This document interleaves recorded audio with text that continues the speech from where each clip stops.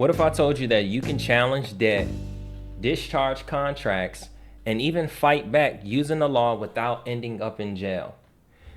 In this video, I'm going to be giving you the truth about debt discharge and why the government isn't coming after you like the internet makes it seem. Let's clear up the fear and help you move smart so that you are not scared. Now, I want you to understand that if you use debt discharge the right way, it is 100% legal.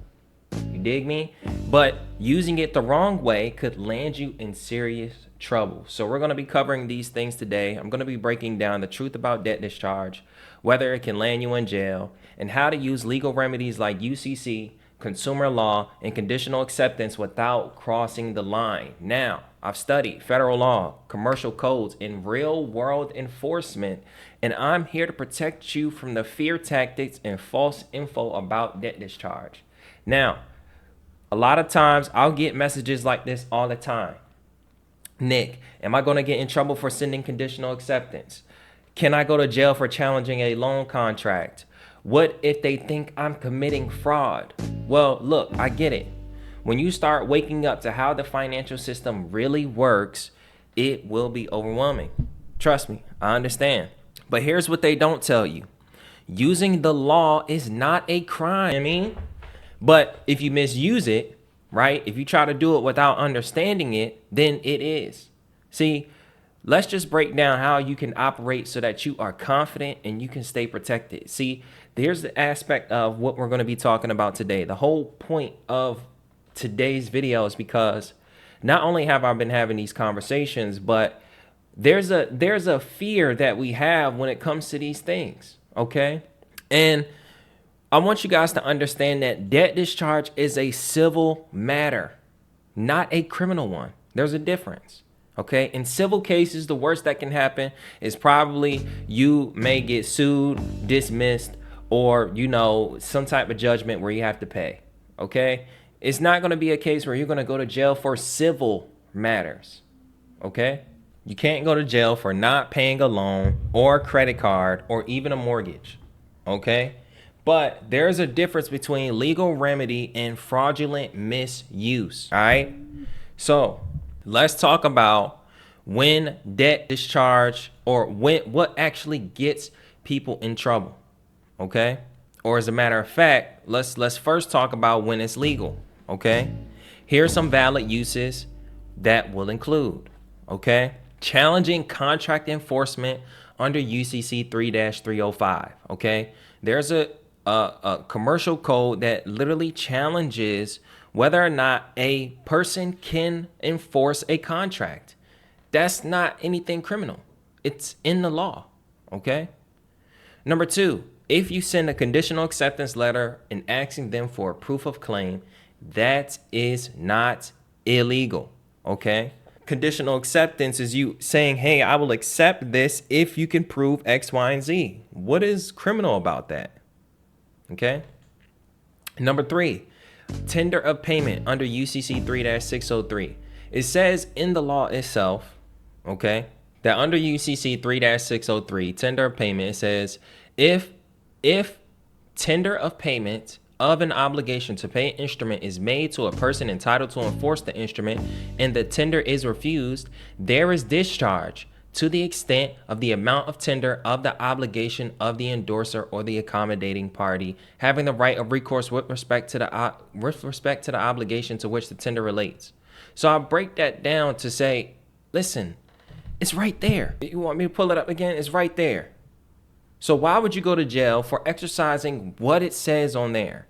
Think about it for a second, okay? Using affidavits to preserve your rights is not illegal. Okay, an affidavit is a written letter. Okay, you are exercising your right. Why would that be a criminal? Okay, citing laws like 15 U.S.C. 1692G, which is what the Congress wrote, 12 U.S.C. 411, or even the Truth in Lending Act 1635 is not a criminal action. Okay, it's not even wrong. It's very legal, and it is right. Okay, it is written by them. They said you can do this. Okay, just for the record, this is not legal advice. This is not financial advice, whatever the case may be. Do whatever you want with this information. If you still have fear after this, by all means. But this will probably be the last video you'll need to get over that fear.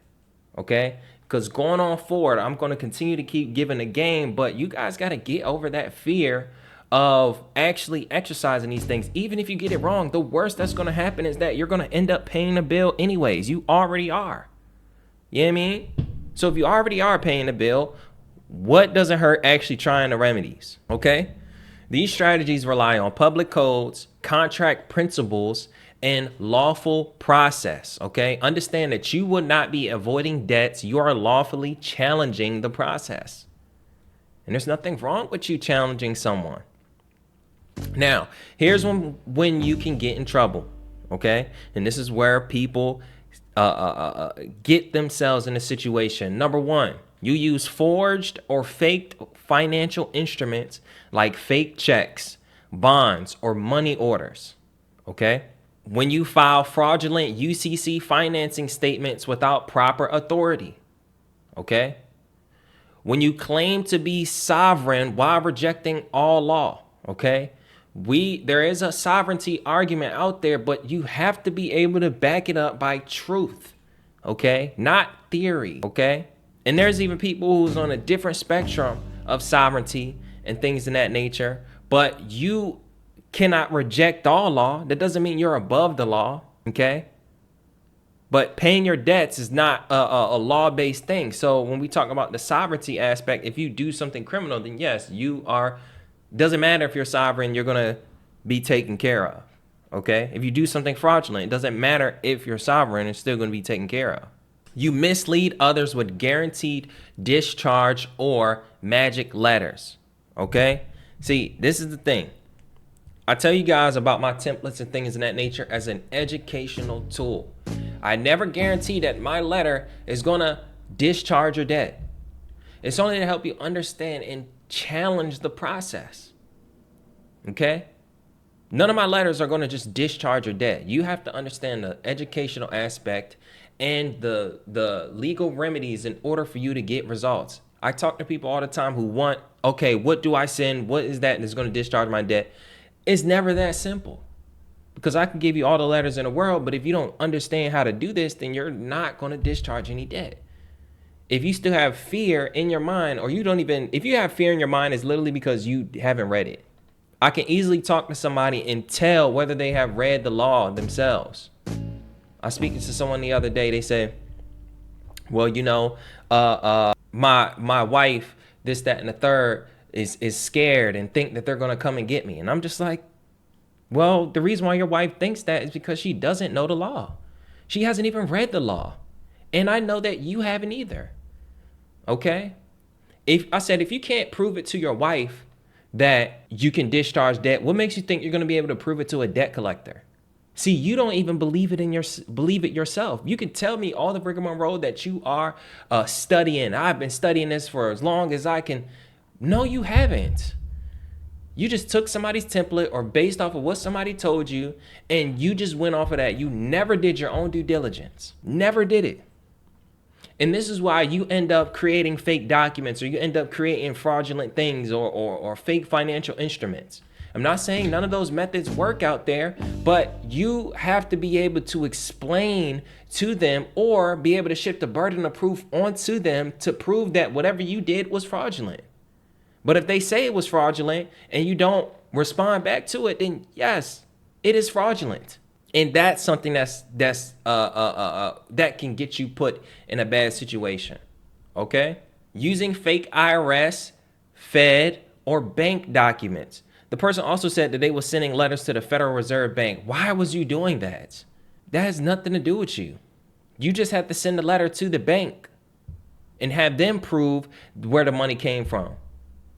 You just had to go based off the person that contracted with you or says that they have a contract with you and challenge the contract. That is not any unlawful.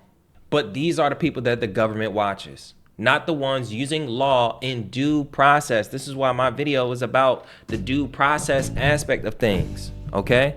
None of this stuff that you may see about filing this, that, and the third is not debt discharge, okay? it is fraud. Okay? If you're not doing it correctly, it is fraud. Okay? And if you're trying to make them think or believe that what you're doing is not, that is also fraudulent. Okay? But I'll tell you this, you won't go to jail for learning the law or standing on your rights. Okay? Because they have to prove you don't have a right. But if you can try to game the system dishonestly, then they're going to game you back. Whatever the case may be, you have to be able to explain everything that you're doing. And if you can't explain it, then you shouldn't be doing it. It's just that simple. We think that we're going to send a magic lotion or potion in and it's going to work and they're going to say, oh, it's discharge, but you don't even understand the aspect of discharge. Discharging means transferring the obligation from one party to the next. Did you know that your 1099, when they charge off your debt, that is discharged? Okay? So instead of you trying to discharge it again, how about you just ask them for the 1099 or have them prove that it wasn't already settled? Because the law says that if it was settled under UCC 3-305, if it was already settled, then they aren't the holder in due course and you have defenses against that. Okay. When you use remedies like 15 U.S.C. 1692G, when you use Truth in Lending Act, when you challenge the contract, these are things that you can do, and it was written by Congress, okay? So you don't want to do that fraudulent activity, okay? Meaning, if you just knowingly file false information, okay?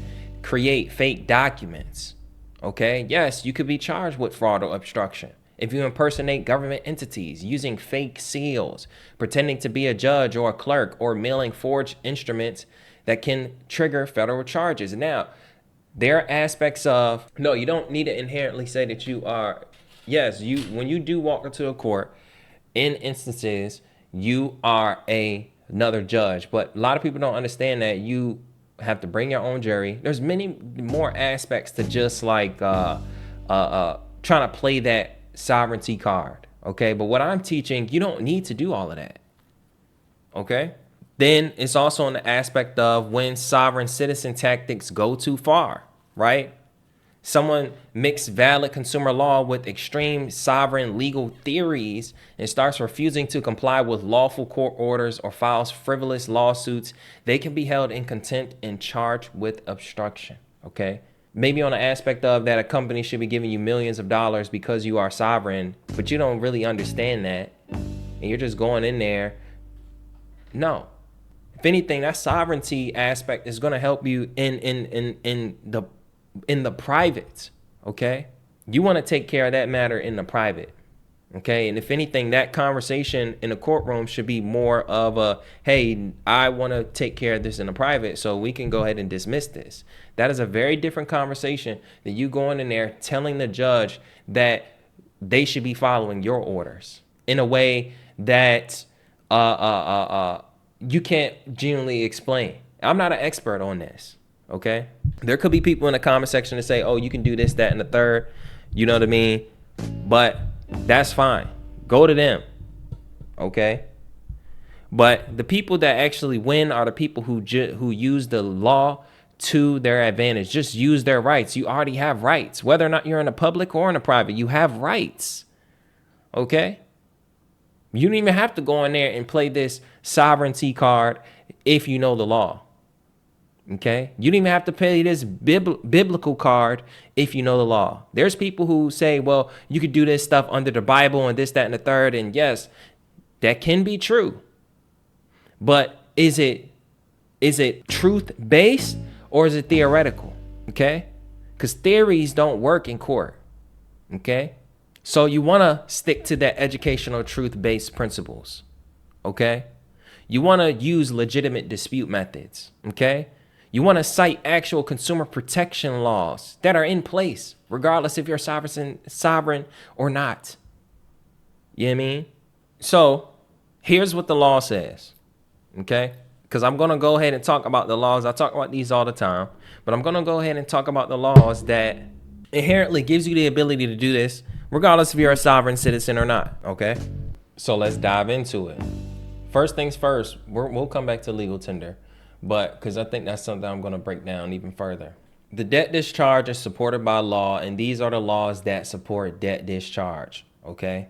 As a matter of fact, we'll just dive straight into UCC Article 3, which talks about negotiable instruments. If you guys don't know what a negotiable instrument is, okay, a negotiable instrument means a unconditional promise or order to pay a fixed amount of money with or without interest or other charges described in the promise or order.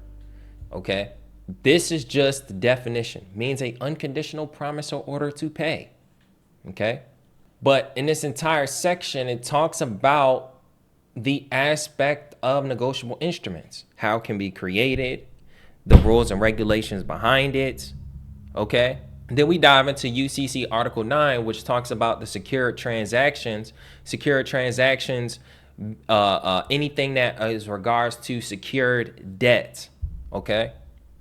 So there are two whole sections about negotiable instruments in the secured loans or the secured credit cards or the secured whatever the case may be. Okay. There's two whole sections that are geared towards this.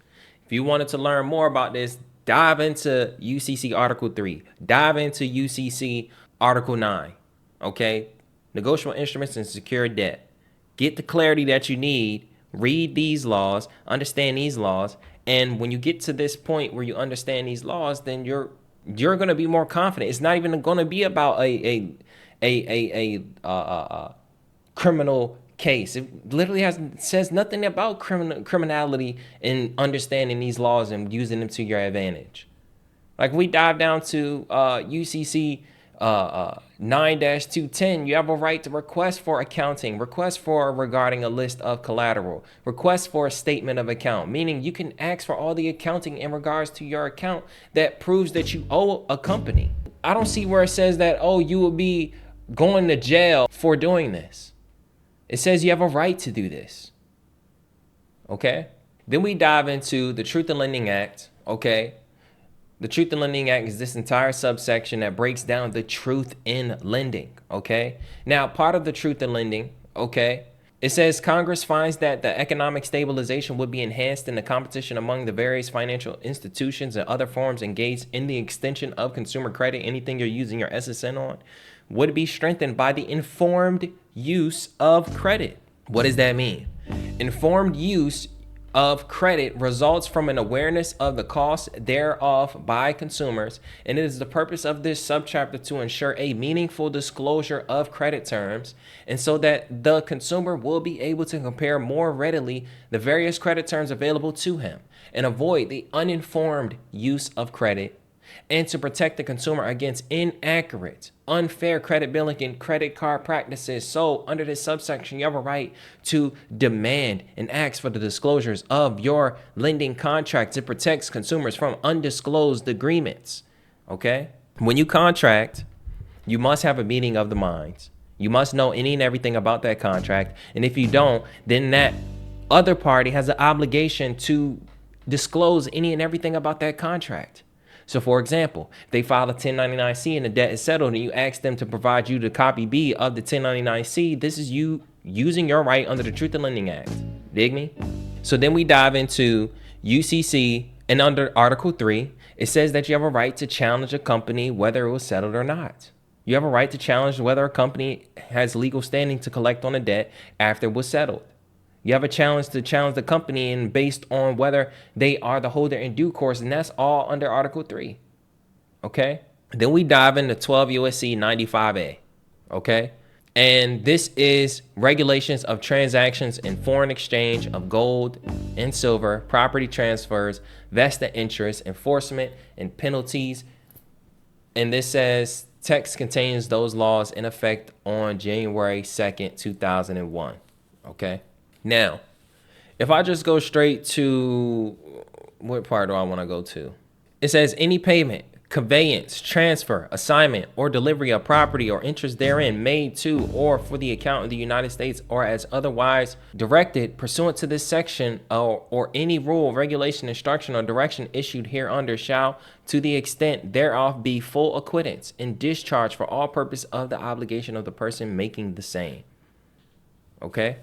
And no person shall be held liable in court for or in respect to anything done or omitted in good faith in connection with the administration of or in pursuance of or in reliance on this section or any rule, regulation, instruction, or direction issued hereunder.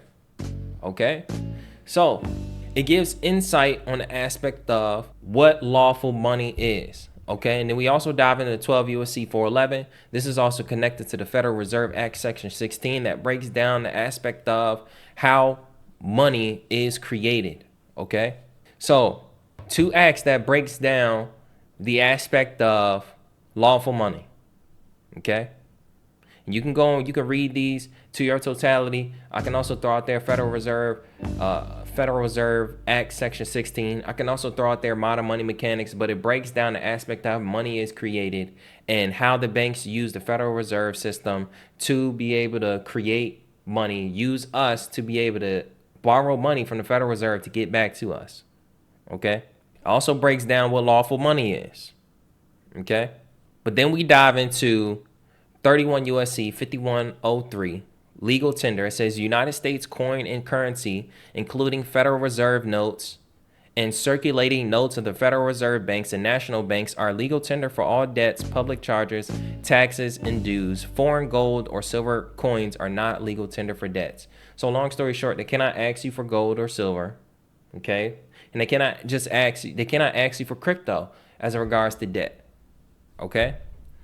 But a lot of people say, well, this just says that, that the dollar is legal tender for public and private debt. See, yes, it does, but it doesn't. That's literally saying that this is the minimum. Okay? This is the minimum. What this means in layman's terms is that only coins and paper money issued by the United States government are considered legal tender, meaning they must be accepted if you are paying debt. Okay? So you really could give somebody all coins if you wanted to. So if you owe someone money like a loan, a court fine, or tax, and you offer to pay it in US dollars, they legally have to accept it, and they can't say we only take gold or you have to pay in crypto. Okay? So here's what people get confused. This law doesn't mean that other things can't be used to pay a debt. It just means that the U.S. currency must be accepted if offered. So while the U.S. dollar are mandatory to accept, it doesn't mean that they're the only valid forms of settlement. Okay? So how does this support the debt discharge argument? Okay? It doesn't directly support the idea of rejecting the dollar, but here's the nuance. Okay? The nuance is the financial system operates off negotiable instruments under UCC Article 3. Contracts and offers to pay, not just physical cash. Okay? A properly constructed remittance coupon, promissory note, or notice of tender can be seen as an offer to pay. You know what I mean? Especially if the bank already monetized your signature. You dig me? And you are not saying I won't pay. You are saying here is a lawful tender in the form of a negotiable instrument. Validate your claim if you disagree. Okay? If you disagree, validate it. Okay? Tell me that up front so that it can be discharged for your refusal. Okay? UCC 31 USC 5103 just defines what the minimum legal standard is. Okay?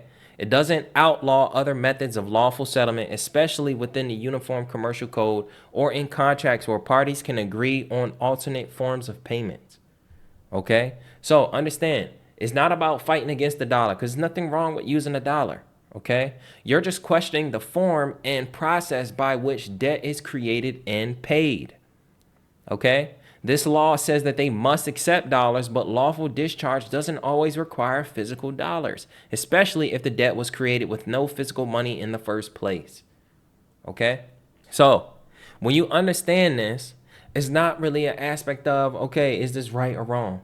Do I only need to use a dollar? That's what you are questioning them on. And you have a right to question. And then lastly, to wrap this up, okay? 15 U.S.C. 1692 G, or as a matter of fact, we just go to the whole Fair Debt Collection Practice Act. You have a right to challenge any debt collector. I don't care if they're a loan, mortgage company, credit card, utility bill. You have a right to challenge the validity of a debt. You have the right to dispute and demand validation of any debt. I don't care if you believe that they loaned you money. Challenge them. What's the worst that's going to happen? They're going to say, no, it's not. And then you're going to shift the burden of proof and ask them to prove their validation, okay? By providing the chain of title. You are within your rights to question the contract, and that is not a crime. If anything, this would be the last video you need to get over that fear of actually doing it. Because what's the worst that's going to happen? You're going to end up paying the bill. You was already doing it, okay? So let's just talk about how to stay protected.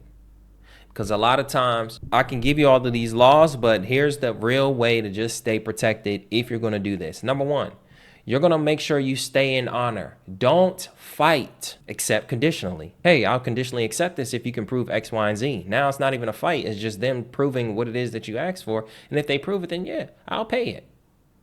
Okay? Number two, keep documentation. Keep your certified mail, keep your receipts, keep your affidavits, because if they try to take you to court for this stuff or say that you did something fraudulent, all you got to do is show in court what you have actually sent them and be able to prove in court how you had the right to actually do these things. And now they must prove in court why they didn't, why they had a right, or where their jurisdiction was to not accept these things, or their jurisdiction to be above that. Okay? You can use lawful templates and cite codes properly, okay? So if you get the letter templates in the complete debt guide, if you get those things, understand them first before you send them, and make sure you understand the laws so that you know and understand what it is that you're doing, and you're doing it in a proper way. Don't promise debt discharge, okay, to others, especially if you don't understand the process, okay? If you don't understand the process, then yes, debt discharge is not going to work, okay? There's no promise that debt discharge is going to work just because you send a template or you send a 1099. There is no promise to that, okay? There's a lot of people out here that will say, hey, this is how you do it. And people don't even inherently tell you that. They speak about the laws. And some of us think that the law promises debt discharge. But it's a right that you need to exercise, not just talk about. You know what I mean? And if you're unsure, consult and get lawful guidance, okay? Not TikTok gurus or even YouTube gurus, right? I'm not even telling you to trust me. You know what I mean? I'm always going to tell you to do your own due diligence. Take a look at everything that you get, all the education, and educate yourself, right? Don't just stop at watching my YouTube videos. Go and actually take your own action and educate yourself on your own. Because right when you just go and take just a little tidbit and the empowerment that you got from me, and you go and you actually look up this information, you're going to have more confidence and you're going to send that letter. You know what I mean? Education equals protection. And you can use the law without abusing it. See this, even when you know it, don't just abuse it. There's people who come out here and say, hey, I want to get a loan so I can discharge it. That's abuse. Okay? Yes, it may work, but if you do it too much, then yeah, somebody's going to come after you. Okay, so now that we got all the way to the end, you cannot go to jail for using debt discharge the right way. When people get in trouble, it isn't the law, okay? They aren't using the law. That's why they get in trouble. It's the lies, all right? Protect yourself using truth, paperwork, and proper process. And if you do this, then you will win, okay? Now that we got to this point, thank you guys for watching the video. All right, if you got all the way to the end, comment the word discharge. Number one, go ahead and grab the complete debt guide if you want to gather more education and understanding in the templates so that you can learn how to be able to write these things on your own and understand the law even more. Grab the complete debt guide. It's only $47. Okay, if you grab the complete debt guide, you become an affiliate and you can also refer it to other people and make money as well. Okay, in that you're gonna get my own debt validation pack. You're going to get my own conditional acceptance kit, letters, and things of that nature so that you can know and understand how to write these letters, what you should be asking for, and what to expect, okay? That's in a link in the description. Number two, if you're looking to work with me one-on-one, okay, and you're looking to fix your credit, get funding, and also at the same time build a profitable business, okay? become a online authority, be able to start your own business. You get to complete that guide. You say, dang, well, I'm referring this to people, but now I want to be able to create my own business and be able to create my own digital products, create my own, turn my passions into money. Tap into that one-on-one mentorship, okay? Because we can talk about many things. I help people with credit, I help people get business funding, and I help people actually create money digitally, okay?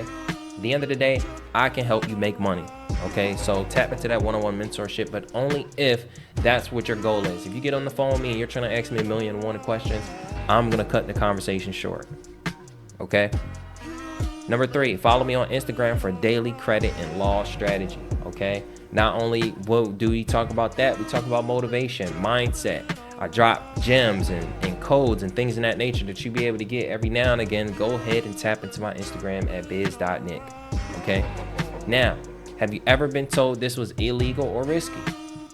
Let's clear it up in the comment sections, okay? Make sure to like, subscribe, turn on the post notification, because when you move with the law, fear cannot stop you. Thank you guys once again. Comment the word discharge, and I'll see you in the next one.